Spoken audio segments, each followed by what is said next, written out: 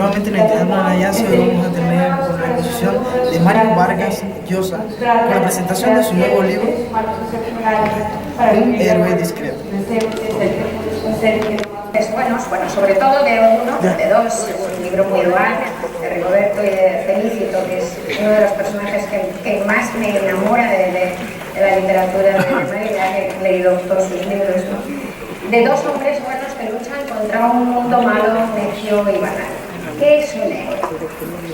Pues yo creo que un héroe no es solo aquel que de repente se arroja a un mar turbulento a salvar a un niño, ¿verdad?, que se ahoga, que es muy meritorio, y hay gente que no lo hace, pero ese gesto podría ser un malvado. De repente un malvado se le puede cruzar el cable del heroísmo y se puede lanzar al mar, ¿verdad?, a salvar al niño que se ahoga. Sin embargo, para mí la verdadera heroicidad es la de intentar mantener un esqueleto ético, ¿no?, una escala de valores propia, unas fronteras con lo que no vas a hacer, con lo que un modelo de lo que quieres ser, y mantenerlo calladamente, mantenerlo con constancia, con tenacidad, pase lo que pase, pagues lo que pagues, y además sin buscar ningún tipo de retribución por ello más que la de la paz con tu conciencia, ¿no? Entonces, así es el maravilloso Felicito Villarraqué, el protagonista principal, aunque ya digo que Roberto también es, de este libro, es efectivamente tiene ese tipo de velocidad callada. Y yo creo que de algún modo también Mario Vargas Llosa es para mí uno de esos héroes discretos. Bueno, quizá no tan discreto porque a veces eres un poco tronante, pero en fin, con ese estoicismo que le hace, como digo, para mí ser un modelo. Este libro es engañoso. En apariencia puede ser más sencillo que otras obras de Mario, pero es maravilloso, lo he disfrutado muchísimo. Tiene una parte que es un thriller existencial, digamos, y es un verdadero thriller. Felicito dice en un momento determinado que las cosas que está viviendo son como una película de mucha acción. Y es verdad, hay un momento donde las cosas se precipitan de tal modo que uno lo lee ansioso y ávido de seguir leyendo para ver lo que pasa, ¿no? Como en el thriller más literalmente, ¿no? Y además es esa forma, como decía Miguel Reyes, como de melodrama, como de ópera buffa en realidad, y una parte ya lo hablaremos de tragicomedia. Empieza, lo que pasa es que, claro, todo ello es un trasunto de la vida, ¿no? Estábamos hablando antes, ahí, en el cuartito, de que la realidad es un espejo, es un espejismo en realidad que se rompe en cualquier momento, ¿no? Y eso es lo que esta sensación de amenaza, ¿no?, de esta realidad en la que nos creemos sentir seguros, pero que en cualquier momento se rompe y aparece el infierno, es lo que transmite el libro desde el principio. Empieza el libro con una piura aguitarrada y tremenda, ¿no?, que es como babélica. Voy a leer un pequeñísimo párrafo que está más adelante, no es al principio, pero que me encanta por lo breve y lo mucho que cuenta esa atmósfera, ¿no? Afuera nos esperaba un sol tórrido y el espectáculo de costumbre. Churres desarrapados pateando pelota, perros famélicos ladrando, altos de basura en las esquinas, vendedores ambulantes y una hilera de carros, camiones, motos y bicicletas disputándose la pista.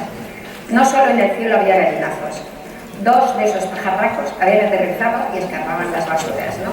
Brevísimo y te mete absolutamente en ese ambiente, ya digo, abigarrado, babélico, asfixiante, tremendo de esa figura, ¿no?, que de ese mundo, ¿no?, de ese mundo caótico que realmente amenaza con tragarnos y con machacarnos y hundirnos en la barbarie, ¿no?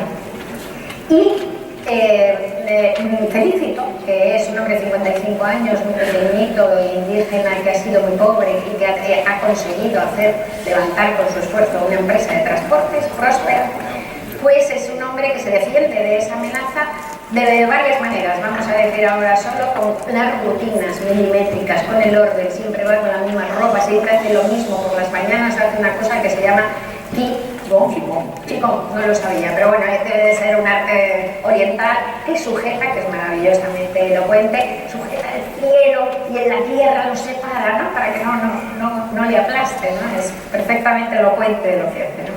Entonces, en la primera página este hombre sale razonablemente contento con su vida y de repente en la puerta está un clavado, pegado, una carta anónima, que es una carta, una amenaza, ¿no? En realidad es de amenaza, sí, no de una manera muy sutil, pero muy clara, si no da un dinero, $500 al mes a una mafia, evidentemente, para la seguridad, ¿no? Entonces, Felicito se niega a hacerlo, pone un anuncio en el periódico negándose a hacerlo, y ese acto desencadena toda la novela y desencadena todo el horror y toda la maravilla. Lo has contado bastantes veces en entrevistas y tal, pero me parece que estaría estupendo que lo contaras aquí también, porque a lo mejor hay gente que no lo sabe. ¿Cuál fue el aleteo primero para contar a esta historia? ¿Cómo te vino? Sé que leíste algo en un periódico, ¿no? O algo así. Muy bien. Antes de contestar tu pregunta, quiero agradecer a Rosa la presentación tan cariñosa que acaban de escuchar. Ella es una antigua y muy querida y admirada amiga, así que no es neutral. Su presentación ha sido clarísimamente muy sesgada por el cariño y por la amistad que ella cultiva con tanto talento.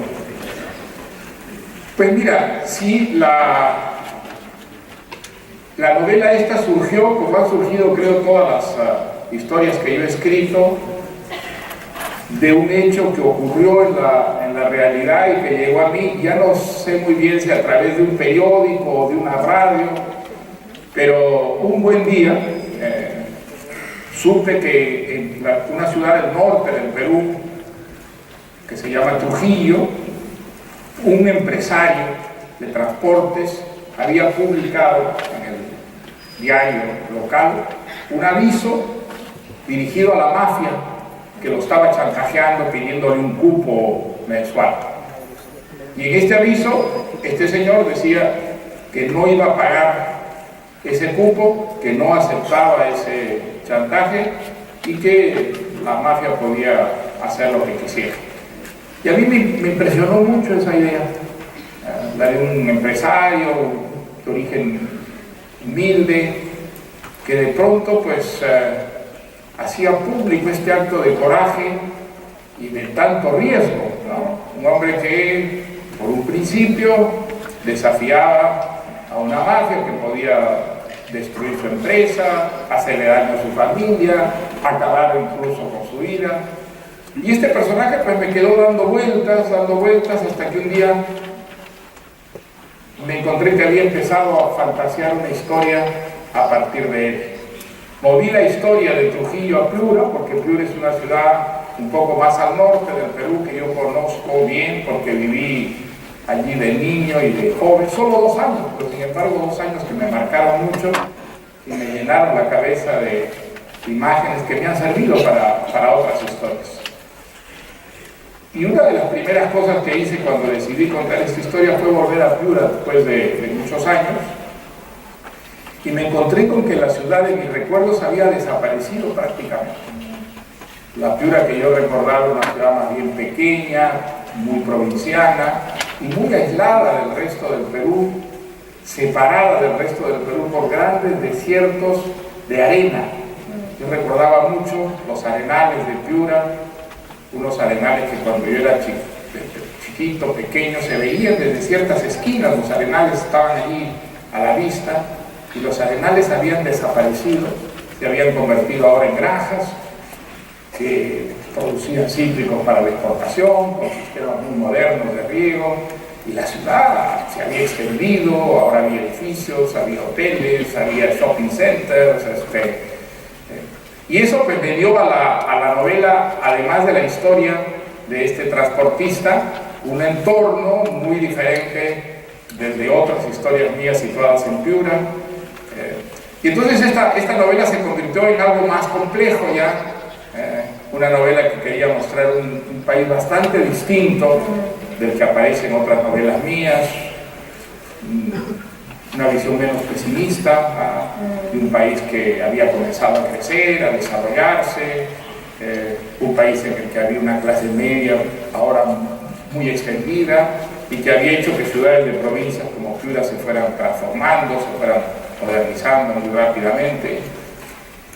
Y cuando empecé a escribir esta novela, pues me ocurrió lo que me ha ocurrido con otras novelas, que de pronto otra historia en la que yo había estado pensando como una historia aparte, de unos personajes que ya habían aparecido en otras novelas mías, don Rigoberto, doña Lucrecia, el hijito de don Rigoberto, con la que yo pensaba escribir una historia. De pronto sentí que tenía que incorporarla a la historia del transportista, que es algo que me ha ocurrido en casi todas las novelas que he escrito. De pronto esa necesidad de enriquecer una historia añadiéndole otra u otras, de tal manera que en un momento dado esas historias se fundieran y se convirtieran en una sola historia más compleja, más diversa que la historia inicial. O sea que el procedimiento, digamos, de creación de la novela ha seguido más o menos un patrón, aunque los contenidos sean bastante diferentes, ¿no? Naturalmente no supiste nada más del original. No supe absolutamente, no supe qué fue de él, ni siquiera supe cuál fue el nombre, digamos, del personaje de la historia original. Qué tremendo, ¿no? Estos héroes de ellos, como las mujeres mexicanas que de repente sheriffs, no, comisarias, cuando nadie quiere, realmente son las sal de la tierra, ¿no? Yo creo que en todas las sociedades hay esos héroes invisibles, ¿no? Y esos héroes, digamos, que no llegan nunca a las primeras planas, a la información, pero que están allí, que son gentes que tienen unos principios, unos ciertos valores, y organizan su conducta, su vida en función de esos valores. Puede ser que no haya muchos, pero creo que son realmente héroes, es decir, ciudadanos ejemplares que sientan una especie de patrón posible de conducta, que es como la reserva moral, ¿no?, de toda sociedad. Sostienen la sociedad, si no existieran, ¿no? Dices que eres efectivamente menos negativo con Perú, pero don Rigoberto es muy negativo con Perú. Don Rigoberto en esta novela, ¿no? Entonces me preguntaba yo si ibas a tener a lo mejor problemas, ¿no? Cuando dice, por ejemplo, esto se ha venido antes, ¿no? Que en Perú era imposible hacer nada, que creía que se había salvado de la barbarie, pero que era absolutamente imposible, ¿no? En este país no se puede construir un espacio de civilización ni siquiera minúsculo. La barbarie termina por arrasarlo todo, ¿no? Bueno, don Rigoberto es exactamente la antípoda de Felicito Ayanaque. Es un hombre, en primer lugar, pues, de un nivel social mucho más elevado, con mucha educación. Es un hombre de cultura y un neurótico. Él se siente como exiliado en el Perú. Él quisiera vivir en un mundo de alta civilización, de alta cultura. Ha mitificado mucho Europa, las grandes ciudades europeas. Para él son centros elevadísimos de pensamiento, de arte, de creatividad, y vive en una especie de pugna feroz con su país, del que sin embargo no ha salido sino de paseo, pero ha creado un espacio pequeño que llama ese espacio de civilización, que es como una barrera entre él y el resto del país. Bueno, y eso es también una expresión del Perú, ¿no? El Perú es Felicito Ayanaque, un campesino humildísimo, que vivió de joven sin zapatos y que ha llegado a ser un pequeño empresario, totalmente integrado y con un horizonte que no desborda el propio país. Y don Rigoberto, ¿no?, que es un hombre que por su cultura, por sus manías, por una vocación que no ha podido materializar, se siente como exiliado en el país. Y esas son dos maneras de ser peruano o español, o panameño, ¿no? ¿Verdad? Eso se da, esa es la diversidad que permite, digamos, una sociedad. Y entre esos dos polos pues hay efectivamente también una cantidad enorme de posibilidades, vitales. Creo que hay una problemática que está detrás de ellos, pero es una problemática de índole muy diferente, ¿no? Bueno, a mí me parece que en el fondo, si vamos muy abajo es igual. O sea, los dos intentan defenderse, es muy bonita esa estructura casi como de espejo entre uno y otro, no tan distintos en apariencia, pero luego en el fondo los dos son un poquito obsesivos en cuanto al orden, en cuanto a esa es una de sus maneras de enfrentarse al caos y al horror. Y luego, ¿qué es lo otro que nos salva del caos y del horror? Pues la belleza, ¿no? La belleza, eso yo creo que es igual para todos y también lo es para Felicito, ¿no? Don Rigoberto es mucho más exquisito y entonces tiene sus grabados, tiene su música, es maravillosa, sus libros, pero el pobre Felicito también tiene a Cecilia, que es una cantante criolla, que es su... Cuando termina la novela es su refugio, ¿no? O sea, que es que, ¿qué haríamos sin la belleza? Yo creo que eso es absolutamente universal y son absolutamente igual los dos, ¿no?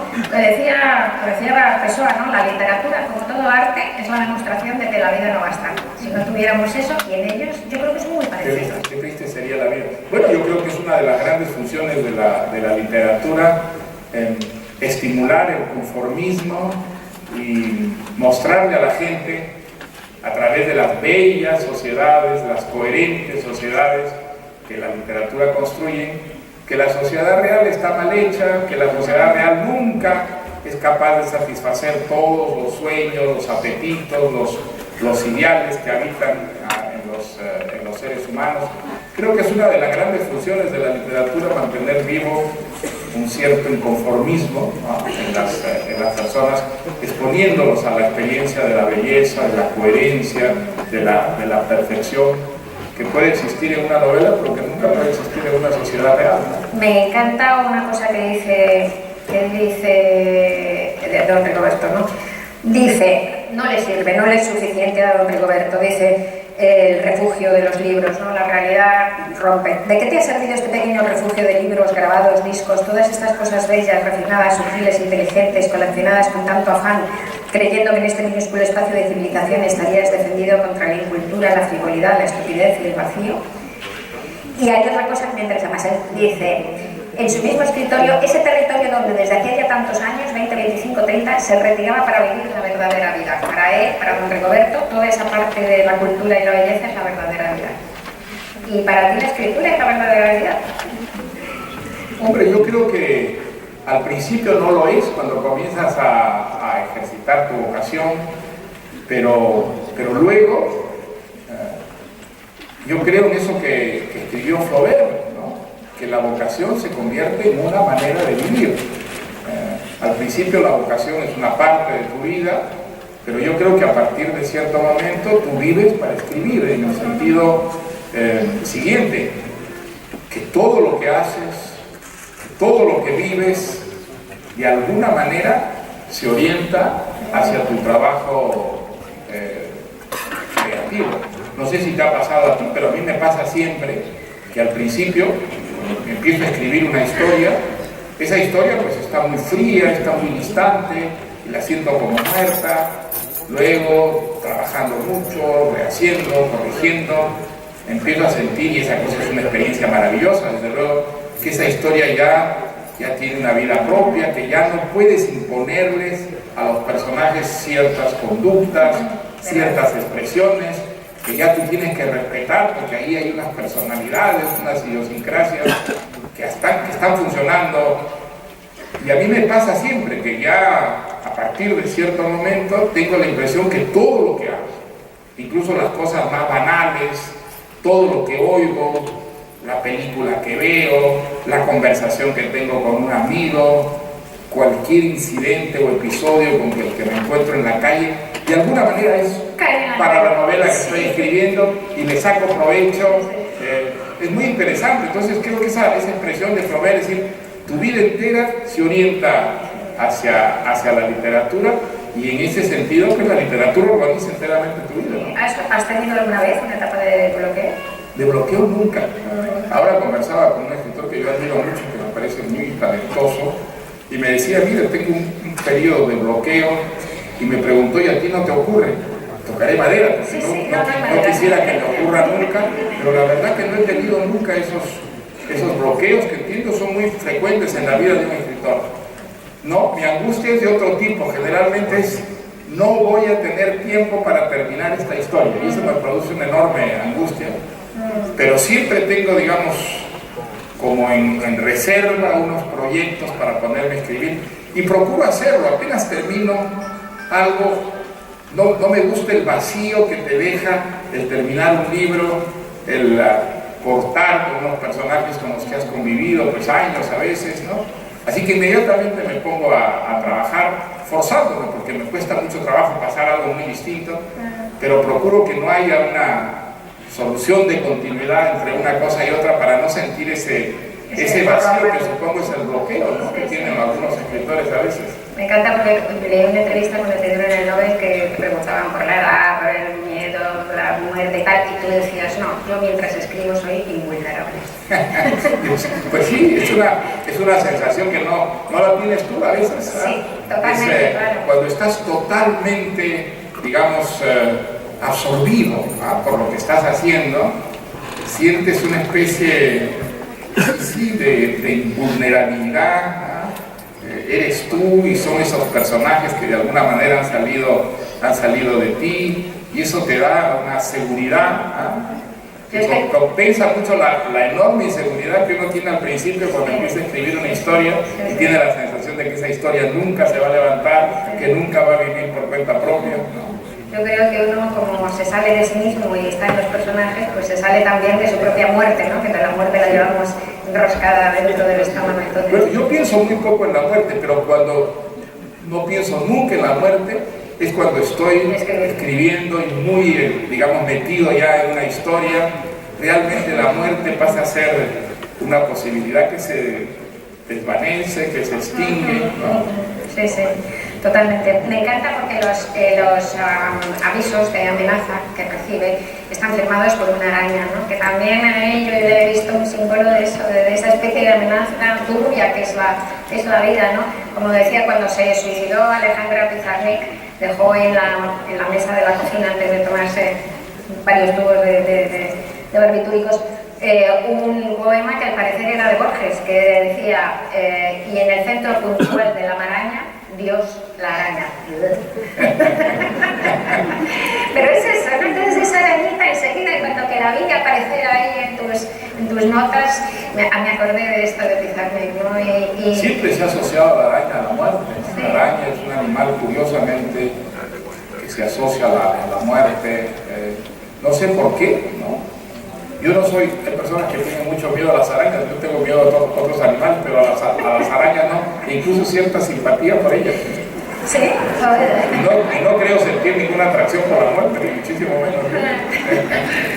Bueno, mientras veía también esas cosas que tiene el lector, que cada lector, ¿verdad?, tiene su propia lectura del libro, ¿sabes a cuál me recordaba? Es increíble porque no tiene ninguna parecido en apariencia, pero el corazón de las tinieblas, ¿no? Esos personajes, como te decía, luchando contra la barbarie, ¿no? Luchando contra la barbarie. Solo que en tu caso, en otras novelas tuyas también está esta lucha. En este caso, lo que pasa es que en vez de ser de una lucha así como épica, grandiosa, pues está contado. En realidad tiene una grandeza increíble, Felicito sobre todo, ¿no? Pero está contado como en tono menor, ¿no? Es como si dijeras que el sufrimiento de hoy, del mundo de hoy, se parece más a eso, a un culebrón que a una tragedia griega, ¿no? Bueno, una cosa interesante es que Felicito y Anaquén, y yo creo que las gentes como él, no son conscientes de la valentía, del heroísmo que invierten en lo que hacen. Lo hacen por una necesidad casi natural de ser consecuentes consigo mismos, de ser fieles a unas creencias, a unas convicciones, y no saben que son héroes, que su actitud es heroica, que es insólita, que es infrecuente, que lo que están haciendo pues representa un paradigma de conducta, y creo que ese es el verdadero heroísmo, creo que es el que mantiene una continuidad, por ejemplo, en la conducta, como tú lo has dicho, pero también el heroísmo no entendido como un gesto exhibicionista para despertar, digamos, el entusiasmo, para sorprender, para ser querido, respetado o admirado.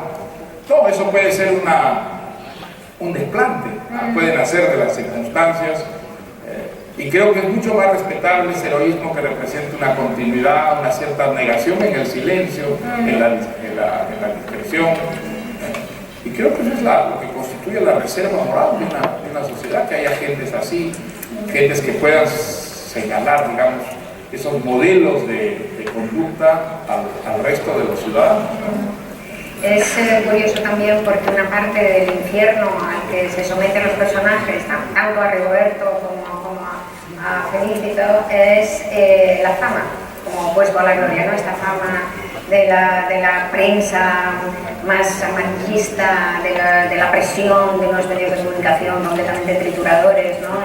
Es muy interesante porque en tu novela ese tipo, la fama, los periodistas amarillistas y tal son como un círculo más del infierno, vamos, parte del infierno es eso.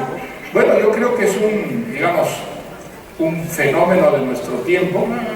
No creo que ninguna sociedad haya vivido en el pasado el fenómeno del amarillismo periodístico como lo vive en nuestra época, ¿no? Porque, digamos, es una necesidad a la que la prensa, incluso la prensa de vocación más seria, tiene que someterse para no desaparecer.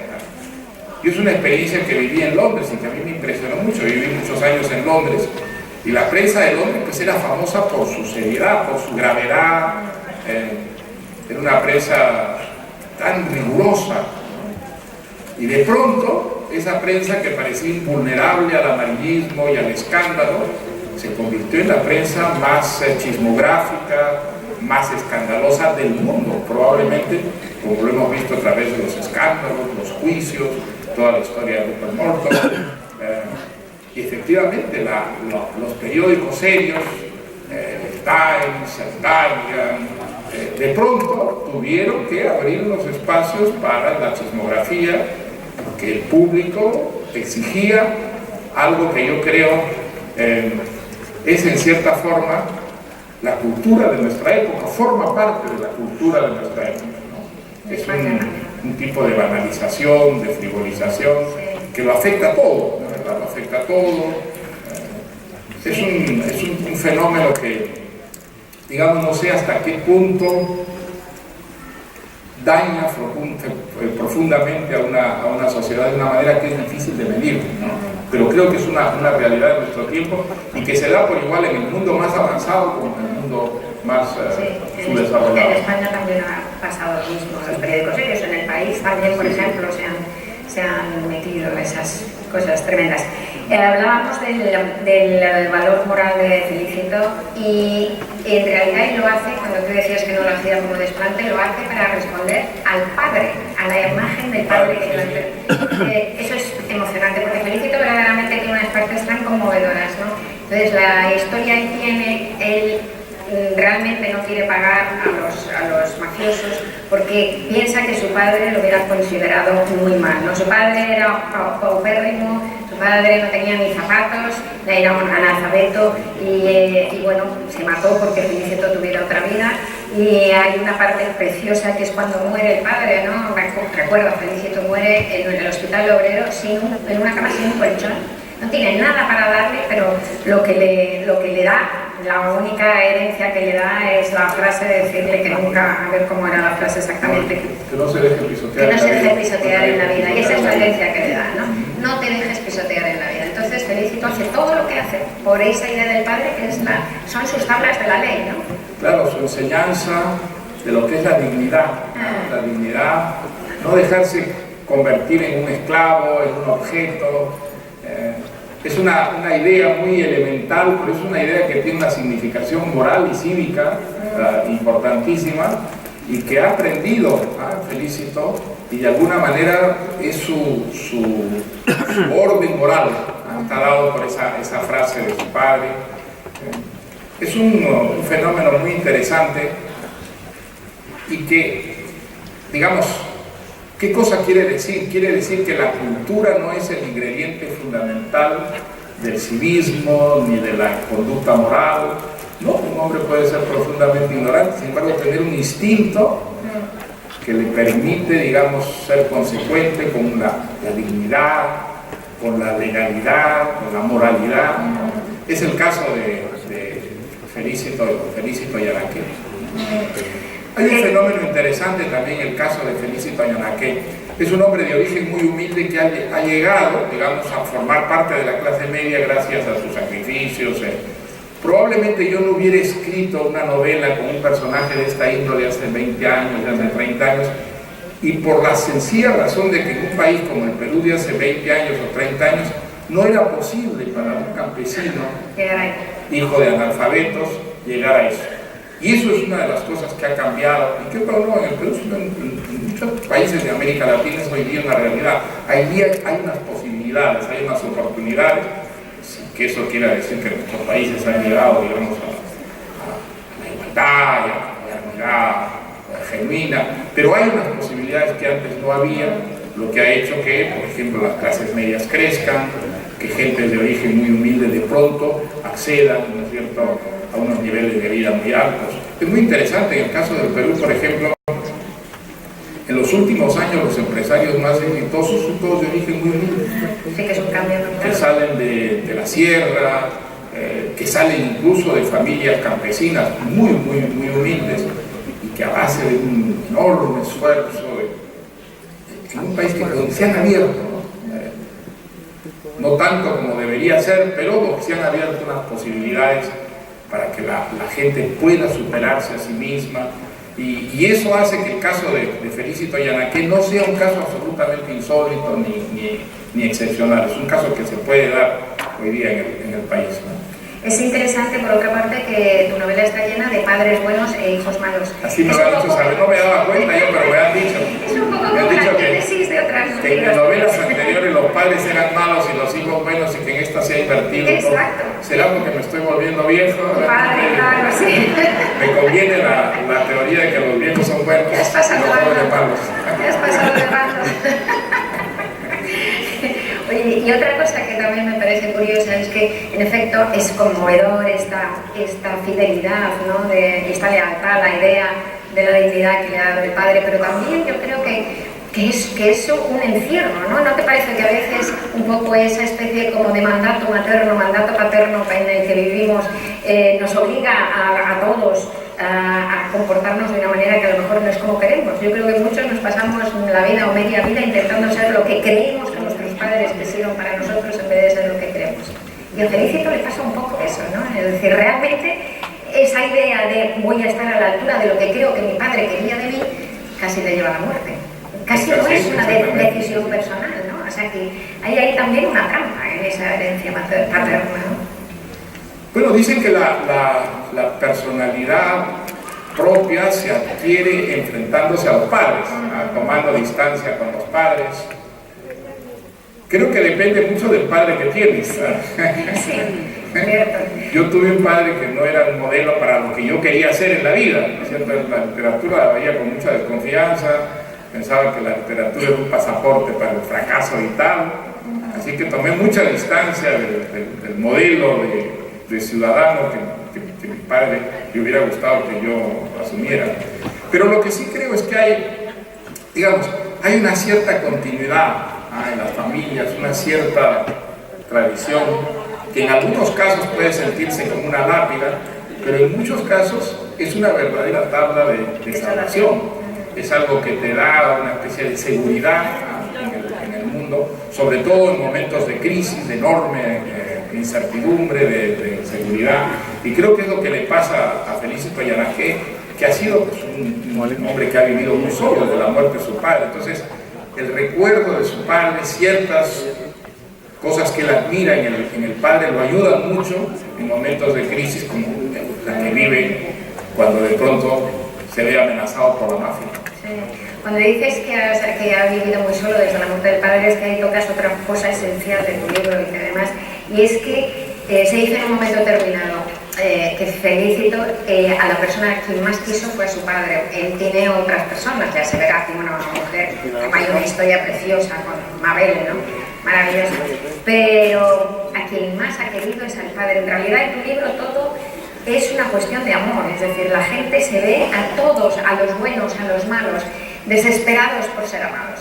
Es decir, esa necesidad de ser amado es la base de mucho dolor y de mucha sangre, en realidad. Hasta los mellizos están desesperados, las hienas, los más malos de la novela, están desesperados por ser amados. Es por eso por lo que son como son, según ellos, porque no han sido amados como debían. Sí, sí. tienen un resentimiento, a diferencia de Felicito, que tiene una enorme gratitud por su padre. Estos mellizos que han recibido todo, que han recibido pues, la mejor educación, que jamás conocieron, digamos, las dificultades materiales en la vida, gracias al padre. Tienen un gran resentimiento porque piensan que el padre nunca los quiso, que nunca les demostró cariño, y eso genera en ellos una especie de odio terrible hacia el padre. Son las complejidades del alma humana, ¿no? De la psicología humana. Pero es muy, yo creo que es, de todos estos libros quizás, no sé, tendría que volverme a releer todos, pero en el que más se ve como ese último, te has convertido, todo autor es un dios, ¿no? De alguna manera, o aspira a serlo, pero tú ahora eres un dios más compasivo. Bueno, yo creo que todo autor pues juega a ser Dios, ¿no es cierto? Juega a ser Dios, crea unos personajes, esos personajes empiezan a vivir y en un momento dado, como se supone que Dios ha hecho, dejan de vivir por su cuenta y que asuman su responsabilidad en la vida, ¿no? No sé qué crítico literario, en un ensayo que a mí me impresionó mucho, decía eso, se llamaba El Dios Menor, el ensayo. Y decía, bueno, ¿qué cosa es el novelista? El novelista es un señor que se juega a ser Dios, pues hace lo que Dios hizo, pero todo eso es una figuración, porque sus criaturas son criaturas de palabras, son criaturas que realmente no existen, sino en el instante de la ilusión, cuando un lector queda hechizado por aquello que le cuentan, por la magia de las palabras, y cree que esos personajes existen, y cree que esos personajes tienen una realidad propia, una consistencia, y luego termina la lectura, cierra el libro, y todo eso era una pura fantasía, una pura irrealidad. Pero no creo que sea totalmente cierto. Yo creo que algunos personajes tienen una vitalidad tal que llegan realmente a vivir. Hay algunos personajes de novelas que yo he leído que yo los siento vivos. Hay personajes que realmente para mí tienen una consistencia muchísimo mayor que muchas personas. A mí me pasa una cosa, por ejemplo, interesante. Yo viví mis primeros años en Bolivia. Yo fui de un año a Cochabamba y viví hasta los 10 años en Cochabamba. Y yo recuerdo con mucho mayor nitidez a los personajes de las novelas que yo leí de niño que a mis compañeros de colegio. Por ejemplo, recuerdo los nombres, pero se me borran las caras. Pero en cambio, personajes de las novelas de Salgari, o personajes de las novelas de Julio Verne, las primeras novelas de Alejandro Dumas las leí allí, por ejemplo, Athos, Porthos, D'Artagnan, Aramis, los personajes de los tres mosqueteros, para mí tienen todavía una vitalidad, a pesar de que han pasado 70 años desde entonces. Dijiste también en otra de esas entrevistas, otra cosa que me encantó, se me quedó grabada, que decías, lo más importante que me ha pasado en mi vida ha sido aprender a leer. Sin ninguna duda. Eso no es una frase, esa es una realidad. Yo creo que para mí aprender a leer fue realmente descubrir el secreto de la felicidad. Yo recuerdo cómo la vida me cambió, cómo se enriqueció cuando yo pude transformar esas palabritas de pronto en imágenes, en una vida distinta a la que tenía, cómo empecé a vivir aventuras maravillosas. Fue una experiencia que realmente me cambió la vida y todavía me la sigue cambiando cada vez que me encuentro con un libro que me exalta, me remueve íntegramente. ¿No fue para ti una experiencia absolutamente maravillosa aprender a leer las primeras?